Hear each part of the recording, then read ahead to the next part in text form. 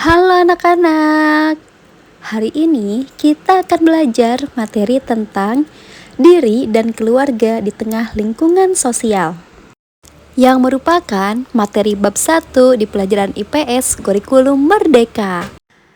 Nah, sebelum lanjut, don't forget to subscribe. Thank you. Setelah mempelajari bab ini, peserta didik diharapkan mampu menjelaskan pengertian keluarga dan sejarah asal-usul keluarga, membandingkan kondisi geografis tempat tinggalnya dengan kondisi geografis wilayah lain di Indonesia, menggunakan peta untuk menunjukkan lokasi tempat tinggal, menjelaskan pembentukan diri sebagai makhluk sosial dan ekonomi yang bermoral melalui proses sosialisasi, menganalisis kebutuhan dan alat pemuas kebutuhan manusia, menyusun skala prioritas kebutuhan, dan menjelaskan perlunya interaksi antar wilayah. Coba kalian perhatikan gambar di kanan bawah. Pada gambar tersebut, tampak ada suatu keluarga yang sedang berekreasi bersama. Rekreasi merupakan suatu kebutuhan. Kebutuhan ini dapat dipenuhi di dalam rumah maupun di luar rumah. Pemenuhan kebutuhan ini juga dapat digunakan sebagai sarana sosialisasi. Nah, sekarang coba jawab pertanyaan-pertanyaan berikut dengan penjelasan yang memadai. Pertanyaan-pertanyaan ini akan semakin dapat kita jawab setelah mempelajari materi berikut ini. Keluarga dapat dipahami sebagai satuan kekerabatan yang sangat mendasar dalam masyarakat. Menurut Burgess dan Locke, keluarga adalah sekelompok orang yang dipersatukan oleh ikatan perkawinan, ikatan darah atau adopsi menjadi satu rumah tangga di mana mereka hidup bersama-sama. Di dalam rumah tangga, mereka saling berinteraksi dan berkomunikasi satu sama lain dengan peran sosialnya masing-masing sebagai suami, istri, ibu, ayah, saudara laki-laki, dan saudara perempuan. Nah, anak-anak, di dalam rumah tangga ini, mereka menciptakan budaya bersama. Keluarga yang terdiri ayah, ibu, dan anak-anak yang belum menikah disebut keluarga inti atau nuclear family. Keluarga-keluarga inti dalam satu keturunan membentuk suatu keluarga besar yang disebut dengan extended family. Keluarga besar adalah ikatan keluarga yang terdiri dari beberapa generasi dan berbagai hubungan kekerabatan yang berbeda, seperti kakek, nenek, ayah, ibu, paman, bibi, anak, dan cucu. Mereka hidup bersama-sama dengan suatu keluarga inti. Susunan keluarga yang meluas mengikuti sistem kekerabatan yang berlaku di dalam masyarakat. Sistem kekerabatan itu terdiri dari sistem unilateral dan sistem bilateral. Walaupun masyarakat kita memiliki sistem kekerabatan yang berbeda-beda, sudah menjadi kewajiban antar anggota keluarga untuk saling menghargai dan menghormati. Nah, anak-anak, setelah kalian mengetahui definisi keluarga, selanjutnya yaitu sejarah keluarga. Sejarah keluarga dapat kita temukan dengan menjelajahi silsilah keluarga. Silsilah keluarga merupakan suatu bagan yang menunjukkan asal-usul suatu keluarga. Kita dapat melihat hubungan suatu keluarga dengan keluarga lain dari beberapa generasi. Silsilah keluarga biasanya disajikan dalam suatu struktur pohon. Pada struktur pohon terdapat akar, batang, ranting, dan daun. Struktur ini melambangkan asal-usul. Itulah sebabnya ada banyak gambar silsilah keluarga menyerupai akar pohon. Pohon dalam bahasa Arab disebut dengan istilah syajarotun. Istilah ini menjadi asal kata sejarah, menggambarkan dinamika perkembangan peradaban manusia. Nah, anak-anak, setelah pembahasan diri dan keluarga, selanjutnya yaitu lokasi tempat tinggal. Menurut Undang-Undang Nomor 26 Tahun 2007 tentang penataan ruang, ruang adalah wadah yang meliputi ruang darat, ruang laut, dan ruang udara, termasuk ruang di dalam bumi sebagai satu kesatuan wilayah, tempat manusia dan makhluk lain hidup, melakukan kegiatan, dan memelihara kelangsungan hidupnya. Salah satu konsep geografi yang terkait dengan ruang adalah lokasi. Lokasi mengacu pada posisi sesuatu di permukaan bumi. Ada dua cara yang dapat dilakukan untuk menggambarkan suatu lokasi. Kedua cara itu adalah dengan cara menunjukkan lokasi absolut dan menunjukkan lokasi relatif. Lokasi absolut merupakan lokasi yang disajikan pada peta melalui garis lintang dan garis bujur. Sementara itu, lokasi relatif adalah lokasi sesuatu dalam kaitannya dengan lokasi sesuatu yang lain. Setelah membahas lokasi dalam konsep ruang, selanjutnya yaitu lokasi dan kondisi geografis Indonesia yang terdiri dari letak dan luas, cuaca dan iklim, dan kondisi geologis. Letak dan luas Indonesia merupakan negara kepulauan. Menurut rujukan nasional data kewilayahan Republik Indonesia, ada sekitar 17.500 pulau di Indonesia. Luas wilayah Indonesia yaitu 8.300.000 km persegi. Luas total perairan Indonesia sebesar 6.400.000 km persegi. Letak wilayah Indonesia dapat dilihat dari letak astronomis, geografis, dan geologis. Letak astronomis adalah letak suatu tempat berdasarkan garis lintang dan garis bujur. Letak astronomis Indonesia ada di antara 95 derajat bujur timur sampai 141 derajat bujur timur dan 6 derajat lintang utara sampai 11 derajat lintang selatan. Letak geografis adalah letak suatu negara dilihat dari kenyataan di permukaan bumi. Secara geografis, Indonesia terletak di antara benua Asia dan benua Australia, serta di antara Samudra Pasifik dan Samudra Hindia. Letak geografis ini membuat Indonesia berada di persimpangan jalur lalu lintas dunia. Setelah letak dan luas, selanjutnya yaitu cuaca dan iklim. Cuaca merupakan keadaan udara hari demi hari pada satu tempat tertentu dengan jangka waktu terbatas. Cuaca digambarkan sebagai kombinasi unsur-unsur cuaca, seperti penyinaran matahari, suhu udara, kelembapan udara, angin, dan curah hujan. Ada beberapa jenis cuaca, beberapa di antaranya adalah cuaca cerah, panas, berawan, dingin, hujan, dan berangin.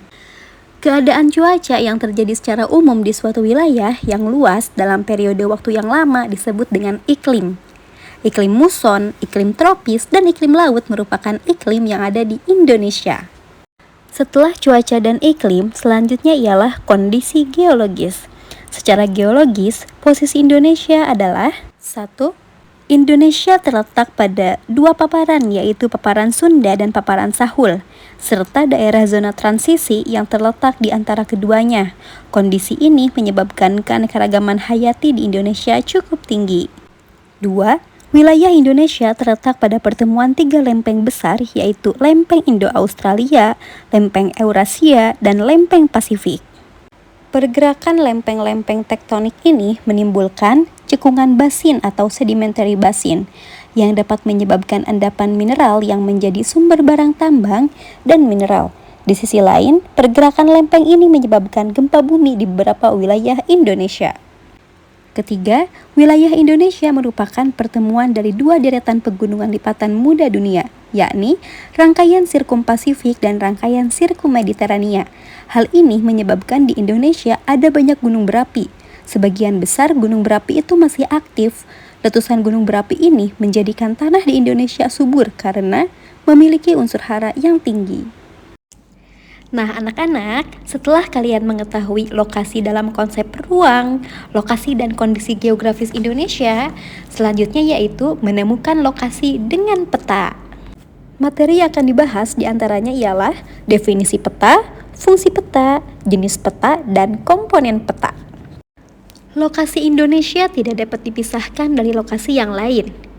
Lokasi-lokasi ini saling terkait satu sama lain. Hal ini dapat dilihat pada peta sebagai representasi grafis yang menunjukkan hubungan antar ruang. Apa itu peta? Peta adalah gambar pada permukaan datar yang memberikan informasi tertentu tentang suatu tempat, seperti letak, batas wilayah, dan ciri-ciri alamnya. Itulah sebabnya peta biasanya digunakan untuk menemukan lokasi suatu ruang atau tempat. Nah, anak-anak, apakah kalian tahu apakah itu fungsi peta? Ada banyak fungsi peta. Aryono Prihandito dalam buku kartografi membedakan fungsi peta menjadi 4. Keempat fungsi peta tersebut adalah 1. menunjukkan posisi atau lokasi relatif. 2. Menunjukkan jarak antar kota atau luas daerah di muka bumi. 3. Memperlihatkan bentuk atau dimensi penampakan tertentu seperti gunung, sungai, dan benua. 4. Mengumpulkan dan menyeleksi data-data dari suatu daerah dan menyajikannya di atas peta. Selanjutnya yaitu jenis peta. Peta dapat dibedakan berdasarkan informasi, jenis, skala, dan bentuknya. Berdasarkan informasinya, peta dapat dibedakan atas peta umum atau peta ikhtisar dan peta khusus atau peta tematik. Berdasarkan jenisnya, peta dibedakan menjadi peta foto dan peta garis. Berdasarkan skalanya, peta dibedakan atas peta kadaster, peta skala besar, peta skala sedang, peta skala kecil, dan peta skala geografis. Berdasarkan bentuknya, peta dapat dibedakan atas peta timbul atau peta relief, peta datar atau peta biasa, dan peta digital atau peta terkomputerisasi. Nah, anak-anak, untuk mendapatkan informasi yang lengkap dari peta, seseorang harus mengetahui dan memahami komponen-komponen yang ada dalam peta. Komponen-komponen tersebut adalah judul peta, tanda arah, legenda, garis astronomis, inset peta, tahun pembuatan dan sumber peta, simbol, serta skala peta. Untuk lebih lengkapnya, coba kamu perhatikan dari gambar yang ada dalam video ini. Nah, anak-anak, selanjutnya adalah materi pembentukan diri melalui proses sosialisasi, di mana tujuan bab 1 ini diantaranya ada menjelaskan pembentukan diri sebagai makhluk sosial dan ekonomi yang bermoral melalui proses sosialisasi. Simak baik-baik ya. Beberapa poin berikut ini yang akan dibahas adalah manusia sebagai makhluk sosial dan ekonomi yang bermoral, sosialisasi, nilai dan norma yang dipelajari dalam proses sosialisasi, dan peran tradisi lisan sebagai sumber sejarah dalam proses sosialisasi. Manusia sebagai makhluk sosial, menurut Aristoteles, manusia adalah makhluk sosial. Eksistensi manusia sebagai makhluk sosial membuat manusia harus hidup dalam masyarakat. Ia lahir, hidup, dan berkembang di dalam masyarakat, baik dalam keluarganya sendiri maupun dalam masyarakat yang luas. Di dalam masyarakatlah manusia dapat memenuhi seluruh kebutuhannya. Manusia sebagai makhluk ekonomi yang bermoral. Istilah makhluk ekonomi atau Homo economicus dapat digunakan untuk menggambarkan seseorang yang melakukan tindakan ekonomi atas dasar kepentingan pribadinya. Makhluk ekonomi sepenuhnya merupakan makhluk yang rasional yang bertindak berdasarkan kepentingan pribadinya untuk memaksimalkan kesejahteraannya. Ada berbagai tindakan ekonomi yang dilakukan oleh manusia atas dasar kepentingan pribadinya. Tindakan-tindakan itu dapat berupa bekerja, belajar, makan, ataupun berdagang. Tindakan ini dilakukan secara rasional dengan perhitungan yang matang. Manusia yang rasional akan memilih alternatif yang terbaik dari berbagai pilihan yang ada. Hal ini dilakukan demi kepentingan pribadinya untuk memaksimalkan kesejahteraannya. Akan tetapi, penting diingat bahwa hal ini tidaklah membuat manusia dapat bertindak sesukanya. Manusia harus tetap mengingat bahwa dia adalah makhluk ekonomi yang bermoral. Sebagai makhluk yang bermoral, dia memiliki kemampuan untuk membedakan yang benar dari yang salah dan bertanggung jawab atas tindakan-tindakan ekonomi yang dilakukannya. Tindakan-tindakan itu tentu saja harus menaati prinsip-prinsip moral yang berlaku di dalam masyarakat. Selanjutnya yaitu sosialisasi, di mana dalam materi sosialisasi, materi yang akan dibahas diantaranya hakikat sosialisasi, proses sosialisasi, agen sosialisasi, bentuk sosialisasi, dan tipe sosialisasi. Dalam hakikat sosialisasi, sosialisasi merupakan proses di mana orang belajar berperilaku dan bertindak sesuai dengan norma-norma dan nilai-nilai yang ada di dalam masyarakatnya. Proses ini muncul terjadi sejak manusia dilahirkan dan berlangsung sepanjang hidup manusia. Dalam proses sosialisasi, Menurut para sosiolog merupakan proses yang berlangsung dari masa kanak-kanak sampai usia kita tua. Di dalam proses ini, kita belajar perilaku-perilaku yang diharapkan oleh masyarakat dari diri kita. Proses ini terjadi ketika kita berinteraksi dengan orang lain. Nah, anak-anak, orang atau lembaga yang mengajari kita untuk hidup di dalam masyarakat sebagai warga yang baik disebut dengan agen sosialisasi. Mereka memengaruhi sikap, pilihan, dan pandangan kita atas sesuatu dengan menanamkan di dalam diri kita berbagai nilai dan norma yang harus kita taati. Agen sosialisasi utama yang melaksanakan proses sosialisasi adalah keluarga, sekolah, kelompok sebaya atau sepermainan, dan media massa. Secara umum, sosialisasi dapat dibagi ke dalam dua bentuk, yaitu sosialisasi primer dan sosialisasi sekunder. Sosialisasi primer adalah sosialisasi yang terjadi pada tahap awal kehidupan manusia. Sosialisasi primer umumnya dipelajari dalam keluarga dan akan memengaruhi seorang anak sehingga dapat membedakan dirinya dengan orang lain di sekitarnya, seperti ayah, ibu, kakak, dan adik. Sementara itu, sosialisasi sekunder adalah proses yang memperkenalkan seseorang ke lingkungan di luar keluarganya, seperti sekolah, lingkungan bermain, dan lingkungan kerja. Sosialisasi juga dapat dibagi menjadi dua tipe, yaitu sosialisasi formal dan sosialisasi informal. Sosialisasi formal yaitu sosialisasi yang terjadi melalui lembaga-lembaga yang berwenang menurut ketentuan yang berlaku dalam negara, seperti pendidikan di sekolah. Sosialisasi informal yaitu sosialisasi yang terdapat di masyarakat atau dalam pergaulan yang bersifat kekeluargaan, seperti pergaulan sesama teman dan kelompok-kelompok sosial di dalam masyarakat. Nah, anak-anak, bagian D yaitu materi tentang aktivitas memenuhi kebutuhan. Materi yang akan kita pelajari diantaranya ialah pengertian kebutuhan, jenis-jenis kebutuhan manusia, dan faktor-faktor yang memengaruhi kebutuhan.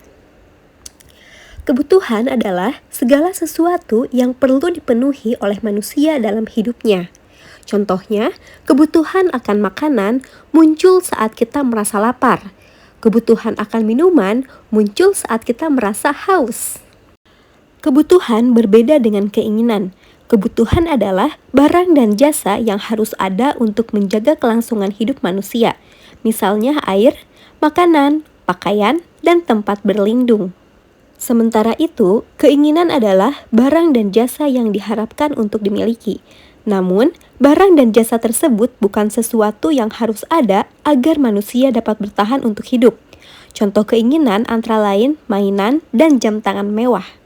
Jenis-jenis kebutuhan manusia dapat dibedakan berdasarkan beberapa kategori, seperti tingkat kepentingan, waktu pemenuhan, sifat, dan subjeknya.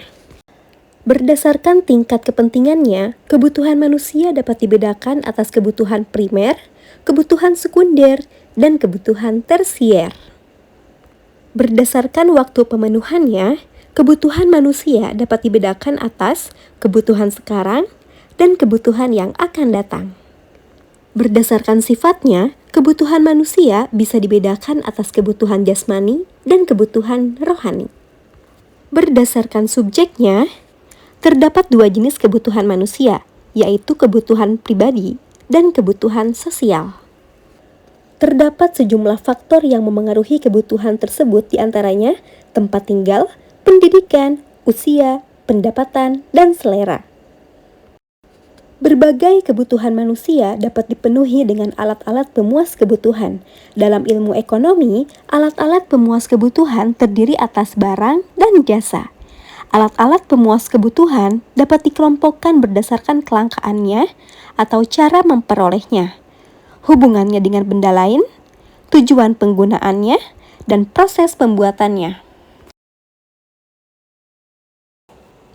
Yang pertama, alat pemuas kebutuhan menurut kelangkaannya atau cara memperolehnya.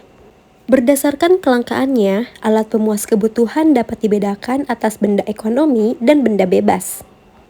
Benda ekonomi adalah benda-benda yang untuk memperolehnya diperlukan pengorbanan, baik waktu, biaya, maupun tenaga. Barang bebas adalah benda-benda yang untuk mendapatkannya tidak diperlukan pengorbanan, seperti sinar matahari dan udara. Yang kedua, alat pemuas kebutuhan menurut hubungannya dengan benda lain. Berdasarkan hubungannya dengan benda lain, alat pemuas kebutuhan dapat dibedakan atas benda pengganti atau substitusi dan benda pelengkap atau komplementer. Benda pengganti atau substitusi adalah benda yang dapat menggantikan fungsi benda lainnya. Misalnya, jagung dapat menggantikan beras, margarin menggantikan mentega, payung menggantikan jas hujan, dan bus menggantikan kereta api. Benda pelengkap atau komplementer adalah benda yang penggunaannya dapat saling melengkapi. Misalnya, pena melengkapi buku. Untuk kebutuhan menulis, kita memerlukan pena. Contoh lain adalah sepatu dengan kaos kaki, meja dengan kursi, dan sikat gigi dengan pasta gigi. Yang ketiga adalah alat pemuas kebutuhan menurut tujuan penggunaannya. Setiap benda memiliki tujuan penggunaan yang berbeda. Ada benda yang digunakan untuk tujuan produksi, ada pula yang digunakan untuk tujuan konsumsi. Benda produksi adalah benda yang digunakan untuk menghasilkan benda lain. Contohnya kayu, papan, dan cat untuk membuat meja atau kursi. Benda konsumsi adalah benda yang dapat langsung digunakan untuk memenuhi kebutuhan. Contohnya makanan, pakaian, dan minuman. Yang keempat adalah alat pemuas kebutuhan menurut proses pembuatannya. Sebagai alat pemuas kebutuhan, benda dapat dibedakan menurut proses pembuatannya, yaitu barang mentah atau bahan baku, barang setengah jadi, dan barang jadi. Selanjutnya adalah skala prioritas kebutuhan. Menyusun skala prioritas kebutuhan berarti menyusun daftar kebutuhan berdasarkan tingkat kepentingannya. Dalam urutan itu, kebutuhan yang paling penting dan mendesak berada pada urutan teratas. Kebutuhan yang bisa ditunda ditempatkan pada urutan sesudahnya. Dalam menyusun skala prioritas kebutuhan, kita juga perlu memperhatikan keadaan ekonomi keluarga. Kita hendaknya menghindari pembelian barang yang tidak terlalu dibutuhkan. Selanjutnya adalah perlunya interaksi antar wilayah untuk pemenuhan kebutuhan. Interaksi antar wilayah merupakan proses aliran dinamis dari satu lokasi ke lokasi lain.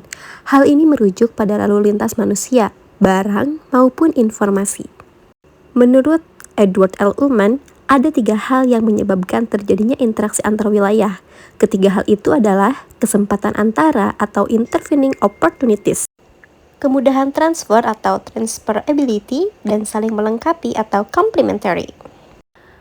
Saling melengkapi, interaksi terjadi karena ada kebutuhan suatu wilayah yang dapat dipenuhi oleh wilayah lain. Kesempatan antara, interaksi terjadi ketika terdapat suatu lokasi yang menawarkan alternatif lebih baik sebagai wilayah pelengkap daripada wilayah sebelumnya. Kemudahan transfer, interaksi terjadi ketika terdapat kemudahan perpindahan orang, barang, atau informasi dari suatu wilayah ke wilayah lain.